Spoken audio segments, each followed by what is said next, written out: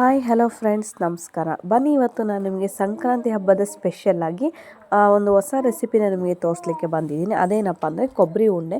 ಮನೆಯಲ್ಲಿ ದೇವರಿಗೆ ನೈವೇದ್ಯ ಮಾಡಿರುವಂತಹ ಕೊಬ್ಬರಿ ಏನಾದರೂ ಇದ್ದರೆ ಈ ಥರದ ನೀವು ಉಂಡೆಗಳನ್ನು ಮಕ್ಕಳಿಗೆ ಮಾಡಿಕೊಡೋದ್ರಿಂದ ಅಥವಾ ದೊಡ್ಡವ್ರಿಗೂ ಮಾಡೋದ್ರಿಂದ ಹೆಲ್ತ್ಗೆ ತುಂಬಾ ಒಳ್ಳೆಯದಾಗೋ ರುಚಿ ಕೂಡ ತುಂಬಾ ಚೆನ್ನಾಗಿ ಬರುತ್ತೆ. ಸೊ ಹಾಗಾಗಿ ನಾನು ಈ ರೆಸಿಪಿನ ನಿಮಗೆ ಮಾಡಿ ತೋರಿಸ್ತಾ ಇದ್ದೀನಿ. ಮೊದಲು ಒಂದು ಮಿಕ್ಸಿ ಜಾರ್ಗೆ ನಾನು ಹಸಿ ಕೊಬ್ಬರಿಯನ್ನು ಚೆನ್ನಾಗಿ ಉದ್ದುದಾಗಿ ಹೆಚ್ಕೊಂಡಿದ್ದೀನಿ. ಕಟ್ ಮಾಡಿಕೊಂಡು ಅದ್ರ ಮಿಕ್ಸಿ ಜಾರ್ಗೆ ಹಾಕ್ಕೊಳ್ತಾ ಇದ್ದೀನಿ. ಯಾಕೆಂದರೆ ಸಣ್ಣಗೆ ಇದನ್ನು ಪುಡಿ ಮಾಡ್ಕೊಳ್ಬೇಕು.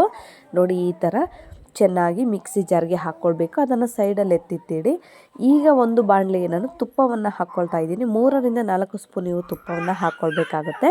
ತುಪ್ಪವನ್ನು ನೀವು ಎಷ್ಟು ಚೆನ್ನಾಗಿ ಹಾಕ್ಕೊಳ್ತೀರೋ ಅಷ್ಟು ರುಚಿಯಾಗಿ ನಿಮಗೆ ಕೊಬ್ಬರಿ ಉಂಡೆ ಕೂಡ ತುಂಬ ರುಚಿಯಾಗಿ ರೆಡಿ ಆಗುತ್ತೆ. ಈಗ ಒಂದು ಬೌಲ್ ಆಗುವಷ್ಟು ನಾನು ತುರಿದು ಮಿಕ್ಸಿ ಜಾರ್ಗೆ ಹಾಕಿರ್ತೀವಲ್ವ, ಆ ಹಸಿ ಕೊಬ್ಬರಿಯನ್ನು 1 ಬೌಲ್ ಆಗುವಷ್ಟು ಕೊಬ್ಬರಿಯನ್ನು ತೊಗೊಂಡಿದ್ದೀನಿ.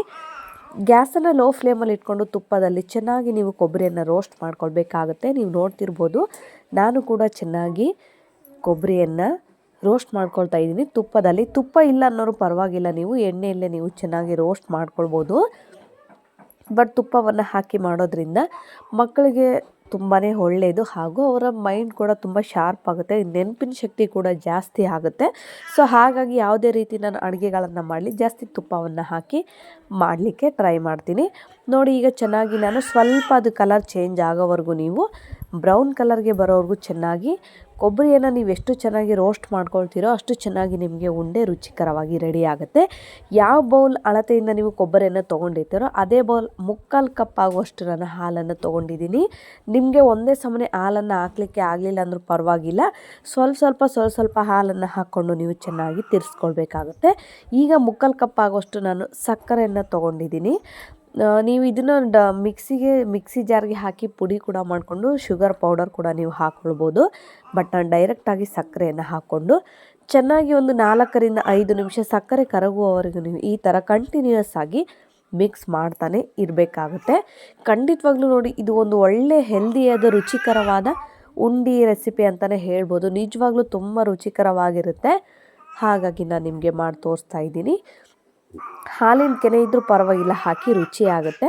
ಸ್ವಲ್ಪ ನಾನು ಕೇಸರಿಯನ್ನು ಹಾಕಿದ್ದೀನಿ. ಕೇಸರಿಯನ್ನು ಹಾಕೋದ್ರಿಂದ ಫ್ಲೇವರ್ ತುಂಬ ಚೆನ್ನಾಗಿ ಬರುತ್ತೆ, ಹಾಗೂ ಸ್ವಲ್ಪ ಕಲರ್ ಟರ್ನ್ ಆಗುತ್ತೆ. ಸೊ ಹಾಗಾಗಿ ನಾನು ಫುಡ್ ಕಲರ್ ಯಾವುದು ಯೂಸ್ ಮಾಡಿಲ್ಲ. ಕೇಸರಿಯನ್ನೇ ಸ್ವಲ್ಪ 6-7 ದಳ ಕೇಸರಿಯನ್ನು ಹಾಕ್ಕೊಂಡು ಒಂದು 4-5 ನಿಮಿಷ ಚೆನ್ನಾಗಿ ಮಿಕ್ಸ್ ಮಾಡಿಕೊಂಡ ನಂತರ ನೀವು ಹಾಲಿನ ಪೌಡರನ್ನು ಹಾಕ್ಕೊಳ್ಬೇಕಾಗುತ್ತೆ.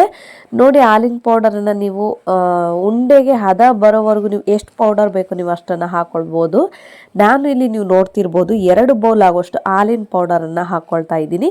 ಹಾಕ್ಕೊಂಡು ಕಂಟಿನ್ಯೂಸ್ ಆಗಿ ಗ್ಯಾಸನ್ನು ಈಗ ಮೀಡಿಯಮ್ ಟು ಹೈ ಫ್ಲೇಮಲ್ಲಿ ಇಟ್ಕೋಬೇಕಾಗುತ್ತೆ. ಇಟ್ಕೊಂಡು ನೀವು ಈ ಥರ ಕಂಟಿನ್ಯೂಯಸ್ ಆಗಿ 1 ಸೆಕೆಂಡ್ ಬಿಡಲಾರ್ದಂಗೆ ಕಂಟಿನ್ಯೂಸ್ ಆಗಿ ಮಿಕ್ಸ್ ಮಾಡ್ತಾನೆ ಇದ್ದರೆ ಉಂಡೆ ಹದಕ್ಕೆ ಬರುತ್ತೆ. ಅಕಸ್ಮಾತ್ ಬರಲಿಲ್ಲ, ಸ್ವಲ್ಪ ನೀರು ಥರ ಆಗಿದೆ ಅನ್ನೋರು 1 ಬೌಲ್ ಮತ್ತೆ ನೆಕ್ಸ್ಟ್ ನೀವು ಹಾಲಿನ ಪೌಡರನ್ನು ಹಾಕ್ಕೊಳ್ಬೋದು. ನೋಡಿ, ಯಾವ ಕಪ್ಪಿಲೆ ನಾನು ಸಕ್ಕರೆನ ತೊಗೊಂಡಿದ್ದೀನೋ ಅದೇ ಮೆಜರ್ಮೆಂಟಲ್ಲೇ ನಾನು ಹಾಲಿನ ಪೌಡರನ್ನು ಕೂಡ ತೊಗೊಂಡಿದ್ದೀನಿ. ನೀವು ನೋಡ್ತಿರ್ಬೋದು, ಈ ಥರ ಈಗ ಆಗಿದೆ. ಇಲ್ಲ ಮ್ಯಾಮ್, ನಮಗೆ ಬರ್ತಿಲ್ಲ ಅನ್ನೋರು ಇನ್ನೂ ಸ್ವಲ್ಪ ಹಾಲಿನ ಪೌಡರನ್ನು ಹಾಕ್ಕೊಂಡು ಉಂಡೆ ಹದಕ್ಕೆ ನೀವು ಮಾಡ್ಕೊಳ್ಬೇಕಾಗತ್ತೆ. ಈಗ ಒಂದು ಪ್ಲೇಟ್ಗೆ ನಾನು ತುಪ್ಪವನ್ನು ಹಚ್ಕೊಳ್ತಾ ಇದ್ದೀನಿ. ಕೆಳಗಡೆ ತಳ ಹತ್ತಬಾರ್ದು. ಸೊ ಹಾಗಾಗಿ ಆಲ್ರೆಡಿ ಇದು ಲೆಂತಿ ವಿಡಿಯೋ ಆಗುತ್ತೆ ಅಂತ ನಾನು ತಿರುಗಿಸೋದೆಲ್ಲ ಬಾಳೋತ್ತೇನು ವೀಡಿಯೋಸ್ ಮಾಡೋಕ್ಕೆ ಹೋಗಿಲ್ಲ. ಸ್ಪೀಡಾಗೆ ಮಾಡಿದ್ದೀನಿ ವೀಡಿಯೋನ. ಈ ಥರ ಮಾಡ್ಕೊಳ್ಬೇಕಾಗತ್ತೆ. ನೀವು ಈ ಥರ ಸ್ವಲ್ಪ ಹಾರಿಸಿದ ನಂತರ ನಾನು ಒಣ ಕೊಬ್ಬರಿಯನ್ನು ತುರಿದು ಇಟ್ಕೊಂಡಿರುವಂತಹ ಒಣ ಕೊಬ್ಬರಿ ಆಗ ಹಸಿ ಕೊಬ್ಬರಿ ಯಾವುದಾದ್ರೂ 2ರಲ್ಲಿ 1 ಹಾಕಿ ಈಗ ನಾನು ಡ್ರೈ ಫ್ರೂಟ್ಸ್ ಕೂಡ ಹಾಕ್ಕೊಳ್ತಾ ಇದ್ದೀನಿ. ಹಾಕ್ಕೊಂಡು ಇದನ್ನು ನೀವು ನಮಗೆ ಸ್ವೀಟ್ ಥರ ಬೇಕು ಅನ್ನೋರು ಶೇಪಾಗೆ ನೀವು ಕಟ್ ಮಾಡ್ಕೊಳ್ಬೋದು. ನೋಡಿ, ನಾನು ನಿಮಗೆ ಡಿಫ್ರೆಂಟಾಗಿ ತೋರಿಸ್ತಾ ಇದ್ದೀನಿ. ಈ ಥರ ಡ್ರೈ ಫ್ರೂಟ್ಸನ್ನು ಹಾಕಿ ಚೆನ್ನಾಗಿ ಇದನ್ನು ನಾದ್ಕೊಳ್ಬೇಕಾಗತ್ತೆ. ಯಾಕೆ ಅಂದರೆ ಉಂಡೆ ಅದಕ್ಕೆ ಬರೋವರೆಗೂ ನೀವು ಚೆನ್ನಾಗಿ ನಾದ್ಕೊಳ್ಬೇಕಾಗುತ್ತೆ. ನೋಡ್ತಿರ್ಬೋದು, ನಾನು ಡ್ರೈ ಫ್ರೂಟ್ಸ್ ಹಾಗೂ ಸ್ವಲ್ಪ ಶುಗರ್ ಪೌಡರ್ ಹಾಗೂ ಸ್ವಲ್ಪ ಕೊಬ್ಬರಿಯನ್ನು ತುರಿದು ಇರುವಂತಹ ಕೊಬ್ಬರಿ ಮಿಕ್ಸಿ ಜಾರ್ಗೆ ಹಾಕಿರುವಂತಹ ಸ್ವಲ್ಪ ಕೊಬ್ಬರಿ ಕೂಡ ಎತ್ತಿಟ್ಕೊಂಡಿದ್ದೆ. ಅದನ್ನೇ ಹಾಕಿ ಚೆನ್ನಾಗಿ ಈ ಥರ ನಾದ್ಕೊಳ್ಳೋದ್ರಿಂದ ರುಚಿಕರವಾದ ಲಾಡು ಕೂಡ ನಿಮಗೆ ರೆಡಿ ಆಗುತ್ತೆ. ನೀವು ನೋಡ್ತಿರ್ಬೋದು. ಉಂಡೆ ಕಟ್ಟಲಿಕ್ಕೆ ಇನ್ನೂ ಬರ್ತಿಲ್ಲ ಅಂದರೆ ಸ್ವಲ್ಪ ನೀವು ಆರಲಿಕ್ಕೆ ಬಿಡಿ. ಆರಿದರೆ ಬೇಗ ಗಟ್ಟಿ ಆಗಿಬಿಡುತ್ತೆ. ಆಗ ನಿಮಗೆ ಉಂಡೆ ಕಟ್ಟಲಿಕ್ಕೆ ತುಂಬ ಸರಳವಾಗುತ್ತೆ.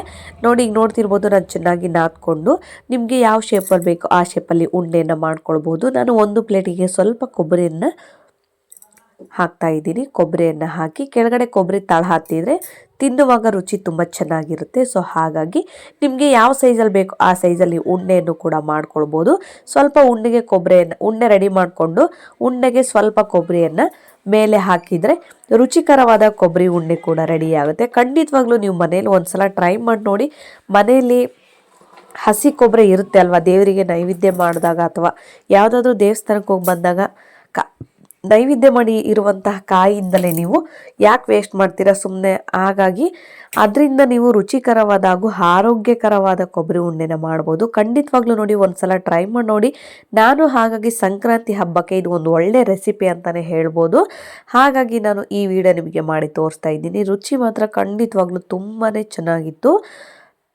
ನೀವು ನೋಡ್ತಿರ್ಬೋದು, ಈ ಥರ ನನಗೆ ಯಾವ ಸೈಜಲ್ಲಿ, ಮೀಡಿಯಮ್ ಸೈಜಲ್ಲಿ ನಾನು ಉಂಡೆಯನ್ನು ಮಾಡ್ಕೊಳ್ತಾ ಇದ್ದೀನಿ. ಖಂಡಿತವಾಗ್ಲೂ ಯಾರೆಲ್ಲ ನನ್ನ ಚಾನಲ್ನ ಹೊಸದಾಗಿ ನೋಡ್ತಿದ್ದೀರೋ ದಯವಿಟ್ಟು ನನ್ನ ಚಾನಲ್ಗೆ ಲೈಕ್ ಮಾಡಿ, ಶೇರ್ ಮಾಡಿ ಹಾಗೂ ಸಬ್ಸ್ಕ್ರೈಬ್ ಮಾಡ್ಕೊಳ್ಳೋದನ್ನು ಮಾತ್ರ ಮರಿಬೇಡಿ. ಈ ವಿಡಿಯೋ ನಿಮಗೆ ಇಷ್ಟ ಆಗಿದ್ದರೆ ನೀವು ಒಂದ್ಸಲ ಮನೆಯಲ್ಲಿ ಮಕರ ಸಂಕ್ರಾಂತಿ ಹಬ್ಬಕ್ಕೆ ಟ್ರೈ ಮಾಡಿ ನೋಡಿ. ಖಂಡಿತವಾಗ್ಲೂ ತುಂಬ ರುಚಿಕರವಾಗಿ ಉಂಡೆ ಕೂಡ ರೆಡಿ ಆಗುತ್ತೆ. ನೋಡಿ, ಸ್ವಲ್ಪ ಕೈಗೆ ತುಪ್ಪನೋ ಅಥವಾ ನೀರನ್ನು ಹಚ್ಕೊಂಡು ಮಾಡೋದ್ರಿಂದ ಉಂಡೆ ಬೇಗ ಸರಳವಾಗಿ ಕೂಡ ನಿಮಗೆ ರೆಡಿ ಆಗುತ್ತೆ. ನೀವು ನೋಡ್ತಿರ್ಬೋದು ನಾನು ಯಾವ ಥರ ಉಂಡೆನ ಮೀಡಿಯಮ್ ಸೈಜಾಗಿ ನಾನು ಉಂಡೆನ ಮಾಡ್ಕೊಳ್ತಾ ಇದ್ದೀನಿ. ನಮಗೆ ಉಂಡೆ ಬೇಡ ಅನ್ನೋರು ಕೂಡ ನೀವು ಸ್ವೀಟ್ ಥರ ಯಾವ ಶೇಪಲ್ಲಿ ಬೇಕೋ ನೀವು ಆ ಶೇಪಲ್ಲಿ ಕಟ್ ಕೂಡ ಮಾಡ್ಕೊಳ್ಬೋದು. ನೋಡಿ, ಕೊನೆಯದಾಗಿ ನಾನು ಈ ರೀತಿಯಾಗಿ ಉಂಡೆಗಳನ್ನು ಮಾಡಿಟ್ಕೊಂಡಿದ್ದೆ. ಈಗ ಅದಕ್ಕೆ ಮೇಲೆ ತುರಿದಿರುವಂತಹ ಕೊಬ್ಬರಿ ಮಿಕ್ಸಿ ಜಾರ್ಗೆ ಹಾಕಿದ್ನಲ್ವ, ಅದನ್ನೇ ಸ್ವಲ್ಪ ತಗೊಂಡಿದ್ದೆ, ಅದನ್ನು ಕೂಡ ಮೇಲೆ ಉದುರಿಸ್ಕೊಳ್ತಾ ಇದ್ದೀನಿ. ನೋಡ್ತಿರ್ಬೋದು, ಹಸಿ ಕೊಬ್ಬರಿಯನ್ನು ಹಾಕೋದ್ರಿಂದ ರುಚಿ ತುಂಬ ಚೆನ್ನಾಗಿರುತ್ತೆ. ತಿನ್ನುವಾಗ ಫ್ಲೇವರ್ ಮಾತ್ರ ಸೂಪರ್ ಆಗಿರುತ್ತೆ. ಸೊ ಹಾಗಾಗಿ ತುರಿದಿರುವಂಥ ಹಸಿ ಕೊಬ್ಬರಿಯನ್ನು ಹಾಕ್ಕೊಳ್ಬೇಕಾಗುತ್ತೆ. ಈಗ ನಾನು ಕಟ್ ಮಾಡಿ ಇಟ್ಕೊಂಡಿರುವಂಥ ಡ್ರೈ ಫ್ರೂಟ್ಸನ್ನು ಇದ್ರ ಮೇಲೆ ಹಾಕ್ಕೊಳ್ತಾ ಇದ್ದೀನಿ. ಡ್ರೈ ಫ್ರೂಟ್ಸ್ ಇಲ್ಲ ಅನ್ನೋರು ಪರವಾಗಿಲ್ಲ, ಹಸಿ ಕೊಬ್ಬರಿ ಇದ್ದರೆ ಸಾಕು, ಟೇಸ್ಟ್ ತುಂಬ ಚೆನ್ನಾಗಿ ಬರುತ್ತೆ. ನೋಡಿ, ಈ ವಿಡಿಯೋ ಇಷ್ಟ ಆಗಿದ್ರೆ ಖಂಡಿತವಾಗ್ಲೂ ನೀವು ನನ್ನ ಚಾನಲ್ಗೆ ಲೈಕ್ ಮಾಡೋದನ್ನು ಮರಿಬೇಡಿ ಹಾಗೂ ಶೇರ್ ಮಾಡಿ, ಸಬ್ಸ್ಕ್ರೈಬ್ ಮಾಡ್ಕೊಳ್ಳೋದನ್ನು ಮಾತ್ರ ಮರಿಬೇಡಿ. ನನ್ನ ಹೊಸ ವಿಡಿಯೋಗಳು ನಿಮಗೆ ನೋಟಿಫಿಕೇಷನ್ ಬೇಕು ಅಂದರೆ ಮೊದಲಿಗೆ ನೀವು ನನ್ನ ಚಾನಲ್ಗೆ ಸಬ್ಸ್ಕ್ರೈಬ್ ಮಾಡ್ಕೊಳ್ಳೋದನ್ನು ಮಾತ್ರ ಮರಿಬೇಡಿ. ಹಾಗೂ ಎಲ್ಲರಿಗೂ ಮಕರ ಸಂಕ್ರಾಂತಿ ಹಬ್ಬದ ಹಾರ್ದಿಕ ಶುಭಾಶಯಗಳು.